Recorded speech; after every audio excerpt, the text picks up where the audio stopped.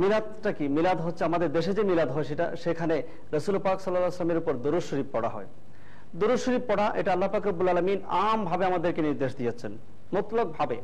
এখানে কোনো কন্ডিশন আল্লাহ পাক রব্বুল আলামিন লাগান নাই। এখানে যার ইচ্ছা সে বসে পড়বে, আবার যার ইচ্ছা সে দাঁড়িয়ে পড়বে। এটা মুস্তাহাব, ফরজ ওয়াজিব কেউ কোনোদিন কিছু বলতে পারবে না। যার মহব্বত যতটুকু, যার প্রেম যতটুকু, সেইভাবে রাসূলের পাক সাল্লাল্লাহু আলাইহি ওয়াসাল্লামের কদমের মধ্যে তার সালামটা পেশ করবে।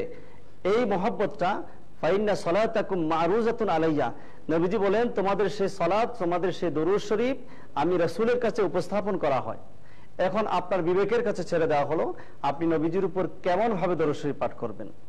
তবে আমাদেরকে একটু দেখতে হবে আল্লাহ পাক রব্বুল আলামিন যে আয়াতের মাধ্যমে আমাদেরকে নির্দেশ দিয়েছেন, ইয়া আইয়ুহাল্লাযীনা আমানু সাল্লু আলাইহি ওয়া সাল্লিমু তাসলিমা। সাল্লু আলাইহি, তোমরা দরুদ পড়ো, বাস।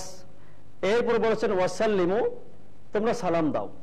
সাল্লু, তোমরা দরুদ পড়ো, ওয়াসাল্লিমু, তোমরা সালাম দাও। এতটুকু শেষ করতে পারতেন। আল্লাহ পাক রব্বুল আলামিন কিন্তু সেখানে শেষ করেননি, ওয়াসাল্লিমুর পরে আরেকটা শব্দ লাগিয়ে দিয়েছেন, কি?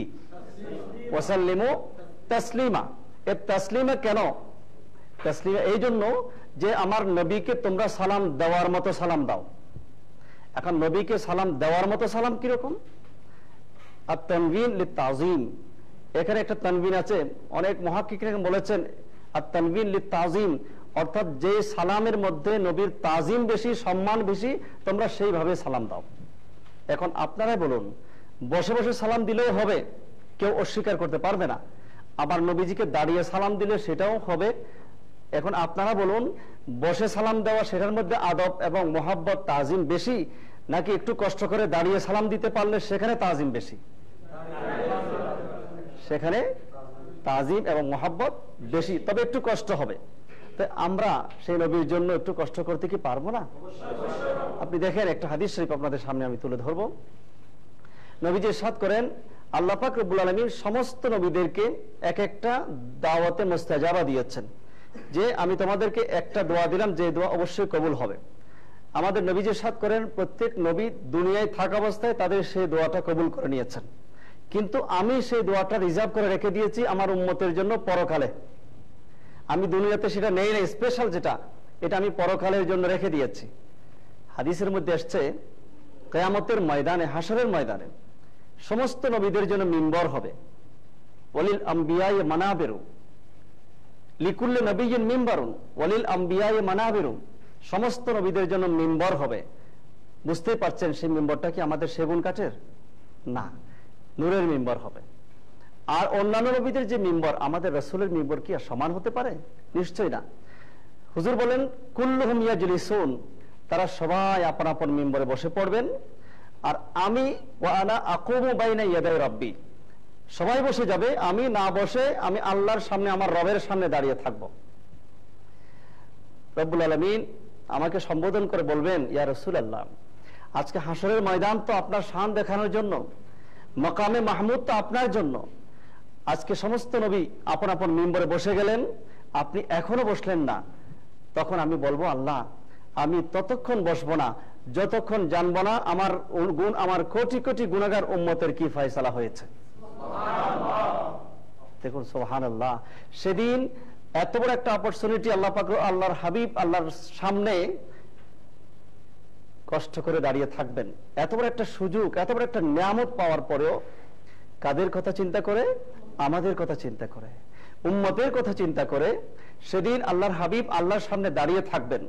তো এত বড় একজন নবী হয়ে, সমস্ত নবীদের ইমাম হয়ে, এত বড় একটা সুযোগ পাওয়ার পরও শুধু উম্মতের কথা চিন্তা করে যদি আল্লাহর সামনে নবীজি দাঁড়িয়ে থাকতে পারেন, আর আমরা উম্মত হয়ে সেই নবীর জন্য একটু দাঁড়াতে পারবো না? তাহলে দেখুন, যে সমস্ত নবীদের সরদার তিনি, যিনি না হলে আল্লাহ পাক 18,000 মাখলুকাত সৃষ্টি করতেন না, তিনি আমাদের মতো উম্মতের কথা চিন্তা করে আল্লাহর কাছে দাঁড়িয়ে রইলেন, আর আমরা দাঁড়াতে পারবো না। এটা কি হতে পারে? আমরা কি সেই নবীর সম্মানে 5 মিনিট দাঁড়াতে পারবো না? আমরা 5 ঘন্টা দাঁড়াতে পারবো না? আমরা 5 দিন দাঁড়াতে পারবো না? সত্যিকার ওয়াফাদার যদি উম্মত হয়ে থাকি, আমরা বলবো, কেন যতদিন আল্লাহ আমাদেরকে হায়াত দেবেন ততদিন যদি নবীর সম্মানে দাঁড়িয়ে থাকতে হয়, আমাদের কোনো আপত্তি থাকার কথা না। আল বিদায়া ওয়ান নিহায়া কিতাবের মধ্যে আসছে, আল্লামা ইবনে কাসির লিখেছেন, হযরত ঈসা রুহুল্লাহ আলাইহিস সালাম যখন উম্মতের কাছে বক্তব্য রাখতেন, ওয়া মুবাশশিরাম বিরাসূলিন ইয়াতি মিন বাদি ইসমুহু আহমদ, যখনই আলোচনার ফাঁকে আমাদের নবীর প্রসঙ্গ আসতো, অর্থাৎ আমার রাসূলের নাম যখন আসতো, ঈসা রুহুল্লাহ আলাইহিস সালাম সম্মানার্থে দাঁড়িয়ে যেতেন। আমাদের নবীর নামের সম্মানে যদি ঈসা রুহুল্লাহ আলাইহিস সালাম দাঁড়িয়ে যেতে পারেন, তাহলে আমরা কারা? সেই নবীর সম্মানে একটু দাঁড়ালে আমাদের কষ্ট হয়, আর সেখানে বিদআতের ফতোয়া, সেখানে নাজায়েজের ফতোয়া, কত বড় দুর্ভাগ্য! আমাদের কত বড় দুর্ভাগ্য! সাহাবায়ে কেরাম, হযরত আবু হুরায়রা রাদিয়াল্লাহু তাআলা আনহু রওয়ায়াত মিশকাতের মধ্যে আসছে, নবীজি আমাদের কাছে তাশরিফ আনতেন, আমাদের সাথে কথাবার্তা বলতেন, ফাইদা কামা কুমনা, হুজুর যখন দাঁড়াতেন আমরাও সবাই দাঁড়িয়ে যেতাম। কতক্ষণ দাঁড়িয়ে থাকতাম?